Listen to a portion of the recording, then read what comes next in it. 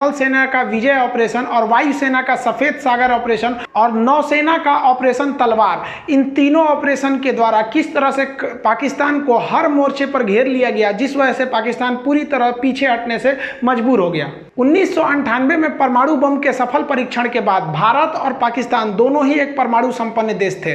दो परमाणु संपन्न देशों के बीच यदि युद्ध होता है तो ये काफी घातक हो सकते हैं। इसलिए इसको समझते हुए और काफी दूरदर्शी सोच रखने वाले हमारे प्रधानमंत्री अटल बिहारी वाजपेयी 21 फरवरी 1999 को बस द्वारा दिल्ली से लाहौर के लिए रवाना हुए और एक लाहौर समझौते पर हस्ताक्षर हुआ 21 फरवरी 1999 को।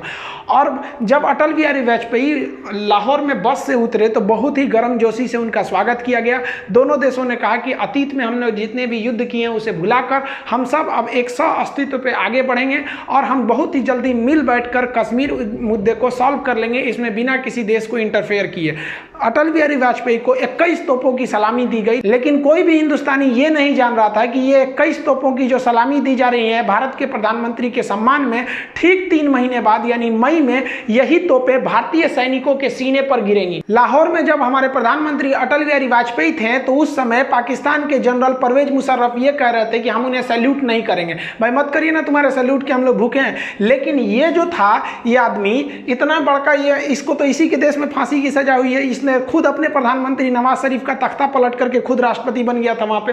तो ये इसने क्या किया, एक प्लान बनाया, ऑपरेशन बद्र, अल बद्र प्लान बनाया।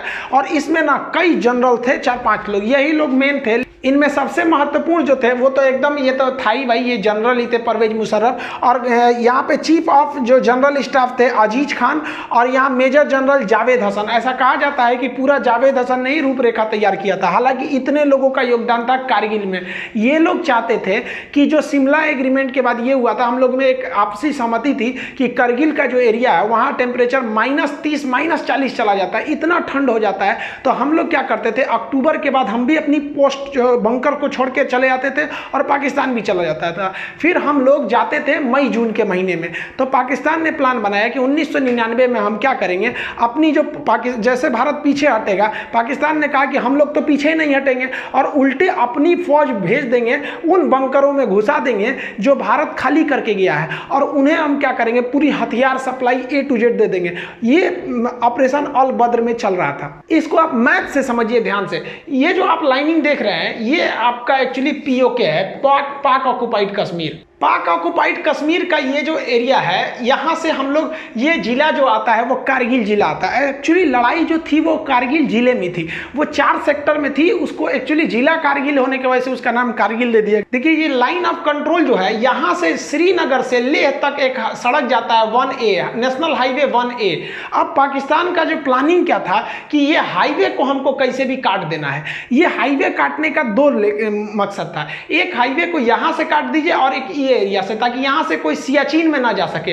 अगर सियाचिन का हाईवे कट जाएगा तो सियाचिन भारत के हाथ से निकल जाएगा, क्योंकि वहां डायरेक्ट पहुंच नहीं है। अब बीच में इतने पहाड़ हैं कि नॉर्मल सड़क बनाई ना जा सकती है। तो इसलिए ऑपरेशन अल बद्र के द्वारा मुशर्रफ ये सोचे कि हम ये हाईवे को काट देंगे तो पाकिस्तान, भारत बैकफुट पे आ जाएगा। और रियली भी थी। जैसे आप यहां देखेंगे ये डॉटेड लाइन हमारी LAC है, ये लाइन ऑफ कंट्रोल है। अब ये जो सड़क जा रही है ये सड़क है हमारी श्रीनगर से लेह तक। अब यहां कारगिल देखिए ये लाइन ऑफ कंट्रोल के बहुत ही करीब है। इनकी प्लानिंग क्या थी, ये लोग 4 जगह से भारत में घुस गए। देखिए करगिल जो बोलते हैं, करगिल की लड़ाई, करगिल जिला था, उसमें 4 जगह थे। जैसे आपके जिला में कैसे ब्लॉक या तहसील होते हैं, कई सारे होते हैं, तालुका टाइप का, उसे ही था करगिल जिला। इसमें 4 महत्वपूर्ण सब डिवीजन में लड़ाई चल रही थी। ये क्या किया, ये 4 जगह से घुसपैठ कर दिया। यहाँ पर 4 एरिया से घुसपैठ किया। सबसे पहला जो एरिया था मस्कोक एरिया था, ये मस्कोक एरिया में घुसपैठ कर दिया। उसके बाद जो एरिया था वो द्रास का एरिया था। सबसे भीषण जो लड़ाई हुई थी वो द्रास में हुई थी। इसी में तोलोलिंग, टाइगर हिल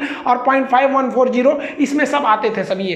तो ये वाला एरिया हो गया द्रास। और इसके बाद ये वाला एरिया हो गया काक्सर। काक्सर का एरिया जो था वो एक्चुअली बैकअप के लिए इन लोगों ने यूज किया था। और काक्सर के बाद ये बटालिक एरिया, बटालिक सबसे लास्ट में था। अब आप बताइए बटालिक क्यों क्यों किया गया था? क्योंकि बटालिक पे अगर कब्जा हो जाएगा तो हम सियाचिन नहीं जा पाएंगे। तो आप देख रहे हैं ना, ये चारों पॉइंट एक्चुअली कारगिल में आ रहे थे, इसलिए इसको नाम दे दिया गया कारगिल का युद्ध।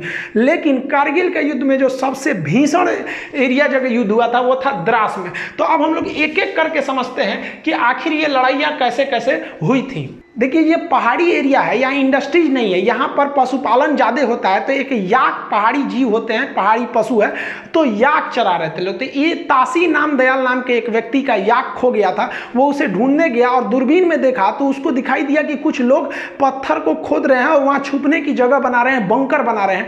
और वो दाढ़ी वगैरह रखे तो समझ गया कि भाई ये पाकिस्तानी है। ये भागा भागा आया, आर्मी को बताया कि भाई वहाँ ऐसी ऐसी घुसपैठ हो रही है। तो आर्मी ने देखा तो भाई आर्मी को भी हलचल दिखाई दी, हेलीकॉप्टर से सर्वे लिखा गया तो भारत को भी पता चला कि भाई यहाँ पे घुसपैठ है।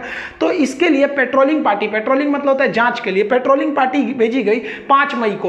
5 मई को भेजा गया पेट्रोलिंग पार्टी में 4 से 5 जवानों को वहां पर घुसपैठी। ये चारों से एक्चुअली पहाड़ पे आप चढ़ रहे होते हैं, वहां पहले से वो छुप के बैठे होते हैं, तो वो आराम से आपके ऊपर शूट कर सकते हैं। हमारे सैनिकों को उन लोगों ने मार दिया, हमारे सैनिक शहीद हो गए। इसके बाद जो हुआ वो एकदम भयानक हो गया। ये 9 मई को सीधा हमारा कारगिल के जिला पर, अब जैसे कारगिल का कई एरिया है, जैसे मस्कोक है, द्रास है, बटालिक है, काक्सर है, तो ये 4-5 अलग है, छोटे छोटे डिवीजन है, लेकिन एकदम मेन जिला पे ही कारगिल जिला में आके पाकिस्तानी आर्मी का एक तोप का गोला गिरा और भारत का जो एमुनेशन डिपो था जहां गोला बारूद रखा था पूरा वही उड़ा दिया और एक झटके में भारत को 127 करोड़ का लॉस हो गया। इन सब के होने के बाद भारत को लग रहा था कि ये मामूली घुसपैठी आतंकवादी हैं, लेकिन धीरे धीरे पूरी तरह से साफ होने लगा कि ये आतंकवादी नहीं है। इन आतंकवादियों के पीछे पाकिस्तानी पिल्ले बैठे हुए हैं, उनकी नॉर्दर्न लाइट इन्फेंट्री के जवान बैठे थे। उनके अंदर इतना तो कलेजा नहीं है कि सामने सामने लड़े। अरे साले मर्द की औलाद थो तो सीधा बोले रहते ना कि मत लौटो। हम लोग जब लौट गए थे ठंड में तो तुम आके वहां बैठ गए थे, उसके बाद वीर बन रहे हो। देखिए एक्चुअली क्या होता है कि जब आप हमला करने जाते हैं तो माना जाता है कि आपकी फौज 3 गुनी होनी चाहिए क्योंकि दुश्मन पहले से बैठा है, लेकिन पहाड़ी लड़ाई में ऐसा माना जाता है कि नहीं, आपको 9 गुना लॉस होगा। एक तो आप चढ़ेंगे, आपको चढ़ाई में दौड़ नहीं सकते हैं खाली मैदान की तरह, और वो आराम से बैठा हुआ है पहाड़ में, हल्का सा एक मौका कर लेगा, बंदूक निकाल लेगा, आपको दिखेगा नहीं कहां से गोली आ रही है। अब भारत के सामने यही बड़ी समस्या थी, कैसे कैसे हमला किया जाएगा। तो ये टोटल का एरिया देखिए कारगिल है, तो इसमें हम लोग जो देख रहे थे ये वाला एरिया जो है ये मस्कोक है, इसके बाद ये द्रास है। तो मेन जो झमेला था वही वो द्रास में था, क्योंकि द्रास जो है हाईवे के एकदम करीब में भी करीब का एरिया था और यहाँ की जो पहाड़ियां थी वो काफी ऊंची थी, जिससे कि नेशनल हाईवे नंबर 1 पर कौन जा रहा है आराम से देखा जा सकता था। पाकिस्तान इतना डोमिनेंस कर लिया था कि नेशनल हाईवे नंबर 1 पर आप एक स्कूटर नहीं ले जा सकते थे बिना उनके हिसाब से, क्योंकि वो आराम से गोली मार सकते थे, सर पे गोली मारते थे एकदम टीप के वो सब। तो भारत को यहाँ पे बहुत बड़ा डिसएडवांटेज था। ये भारत की इंटेलिजेंस फेलियर थी, ये पूरी तरह से आके इन पहाड़ियों पर बैठ गए। अब ये जो आपका द्रास का एरिया दिख रहा है, ये भले इतना छोटा यहां दिख रहा है, अब ये देखिए पूरा का पूरा एरिया द्रास है। अब भारत ने अपनी थल सेना का ऑपरेशन विजय चालू किया 19 मई को, ऑफिशियली इसी दिन से युद्ध स्टार्ट हो गई। अब हम लोगों ने कहा कि भैया एक टुकड़ी द्रास में भेजते हैं, कुछ यहाँ पे मस्कोक एरिया में, यहाँ पे काक्सर में, और ये वाला एरिया जो आपका बटालिक है यहाँ पे भी भेजते हैं। भीषण लड़ाई हो गई आपकी द्रास में, चूंकि द्रास का एरिया बहुत ऊंचा पे था। अब यहाँ 3-4 ऐसे जगह थे जहां पे